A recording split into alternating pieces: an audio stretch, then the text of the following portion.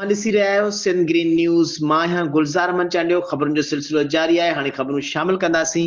भिरिया सिटी खां रिपोर्ट करे रहियो आहे राजा हुसैन सोलंकी। भिरिया सिटी भरिसां ॻोठ जलबाणी में बेदर्दी सां गोलियूं हणी क़त्ल कयल प्रोफेसर अली मुर्तज़ा जलबाणी जे क़ातिलनि जे गिरफ़्तारी तोड़े भिरिया सिटी पुलिस जी ज़ियादतियुनि ख़िलाफ़ संदसि वारसनि ऐं सवें ॻोठाणनि जो सख़्तु एहतिजाज कयो आहे। इंसाफ़ जो मुतालबो ॻोठाणनि हाजी ज़ुल्फ़कार जलबाणी, अब्दुल समीर सदाम लहराणी ऐं ॿियनि मीडिया खे ॿुधायो त जवाबदार गुलाम मुस्तफ़ा जलबाणी 3 ॾींहं अॻु प्रोफेसर अली मुर्तज़ा जलबाणी खे गोलियूं हणी बेदर्दी सां क़त्ल कयो हो, पर पुलिस हिन महिल ताईं जवाबदार गिरफ़्तार नाहे कयो। जॾहिं त भिरिया सिटी पुलिस केस में ज़मीनी तर्क करार ॾियाराए केस जो रुख मोड़े छॾियो आहे।